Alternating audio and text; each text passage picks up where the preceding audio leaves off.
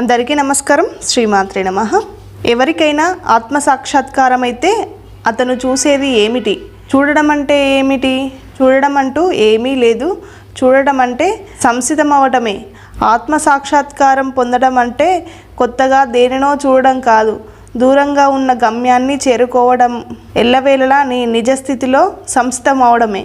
అసత్యాన్ని సత్యం అనుకోవడం, విడనాడడమే నువ్వు చేయవలసినది.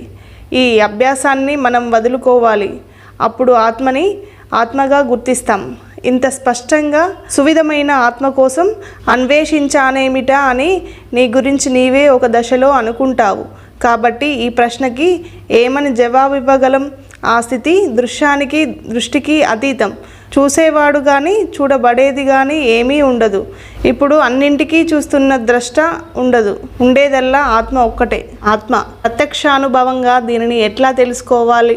ఆత్మ విషయంలో తెలుసుకోవడం గురించి పలికామంటే ఇద్దరు ఉండాలన్నమాట. ఒకటి ఆత్మని తెలుసుకునే నేను, రెండవది తెలియబడే నేను. ఇది కాక తెలుసుకోవడం అనే కార్యం కూడా ఉండాలి. సాక్షాత్కారం అని మనమనే స్థితి కేవలం తానుగా ఉండడమే దీనికి తెలుసుకోవడం కానీ ఏదైనా అవడం కానీ కాదు. ఎవరి గురించైనా సాక్షాత్కారం పొందాడని అంటే అతడు నిత్యుడన్నమాటే. ఆ స్థితిని వర్ణించలేము. ఆ స్థితే అతడన్నమాట. అయితే ఒకటి మనం సాక్షాత్కారం అనే మాటని యథాపాలంగా అంటాం. అంతకంటే మంచి పదం లేక ఎల్లవేళలా ఏది స్థితమైన సత్యమో దానిని సాధించడమేమిటి? ఎట్లా? మౌనమే ఆత్మ. మీరు ఒక్కొక్కసారి మౌనమే ఆత్మ అంటారు. ఎందుచేత? మౌనం అంటే ఏమిటి? ఆత్మలో సంసితమైన వారు భావాలు లేని సౌందర్యంలో ఉంటారు. వారు భావించవలసిందేమీ లేదు. అట్టి పెట్టుకొని ఉండవలసిందల్లా మౌనభావాన్నే.